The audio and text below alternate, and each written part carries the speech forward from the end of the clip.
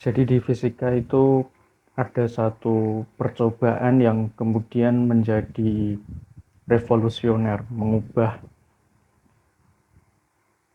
cara pandang para ilmuwan, kemudian juga merubah ilmu fisika itu sendiri. Ya, kita sebut sebagai percobaannya itu adalah double slit eksperimen. Jadi dalam percobaan double slit eksperimen itu singkatnya, ini saya persimpel. Jadi ilmuwan itu membuat sebuah eksperimen untuk mengetahui perilaku cahaya. Karena sebelumnya ada perdebatan antara cahaya itu sebagai gelombang dan cahaya sebagai partikel. Nah, dalam percobaan itu cahaya itu ditembakkan, kemudian melewati dua celah sempit, makanya disebut sebagai double slit eksperimen. Nah, ketika cahaya itu ditembakkan di situ, nanti di situ dipasang sebuah detektor. Nah, ini saya persingkat lagi. Jadi ceritanya, ketika detektor ini dipasang, maka terlihat bahwa cahaya akan berperilaku seperti sebuah partikel. Nah, ketika detektornya ini diambil, maka cahaya akan berperilaku sebagai sebuah gelombang. Nah, para ilmuwan ini lantas kaget, bagaimana mungkin sebuah perilaku dari entitas bernama cahaya ini bisa berubah hanya karena ada detektor atau tidak ada detektor.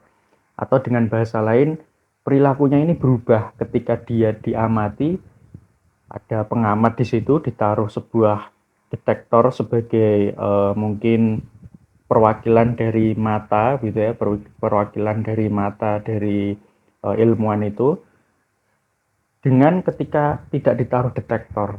Jadi perilakunya ternyata berbeda. Nah, dari percobaan tersebut kita bisa mungkin mengambil satu pelajaran ya, mungkin bahwa realitas yang kita hadapi sekarang gitu ya, segala sesuatu yang kita temui itu barangkali tergantung dari bagaimana detektor yang kita gunakan gitu, atau bagaimana kacamata kita yang kita gunakan gitu. Ini kalau kita tarik ke konsep tentang orang yang kemudian percaya bahwa segala sesuatu itu haruslah linear dengan konsep-konsep mengenai realistis, kemudian materialistis gitu ya. Dibanding dengan orang-orang yang percaya bahwa ada nih sesuatu yang melebihi sekedar realistis ataupun melebihi sekedar materialistis.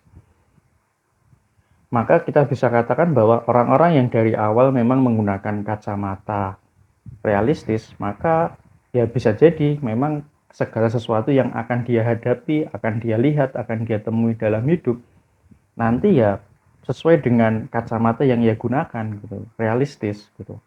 Segala sesuatu, segala peristiwa, segala bentuk macam keputusan yang akan dia ambil itu pastilah nanti mengacu pada hitung-hitungan realistis dan materialistis. Nah, berbeda dengan orang yang kemudian menggunakan kacamata mungkin yang bukan hanya sekadar soal realistis atau materialistis begitu ya. Mungkin kacamata yang dia pakai juga ada kacamata soal berkah dan lain sebagainya. Barangkali nanti mereka juga akan menemui bahwa dalam hidupnya itu ternyata ada loh hal-hal yang disebut sebagai keberkahan.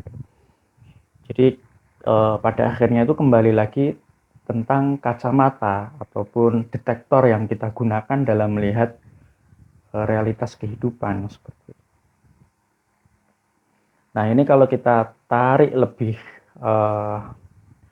spesifik lagi, gitu, ya barangkali kita menjalani dalam kehidupan kita sehari-hari, entah itu pilihan soal karir, entah itu pilihan soal pekerjaan, entah itu pilihan apapun, ya mungkin pasangan hidup, ya mungkin keputusan untuk memiliki sebuah hubungan ataupun keputusan untuk mengambil sebuah pilihan, misalnya studi, ataupun keputusan untuk meninggalkan sesuatu atau mengambil sesuatu, itu juga akan bergantung daripada bagaimana kacamata kita dalam eh, menggunakan detektor itu tadi, kita menggunakan kacamata yang seperti itu.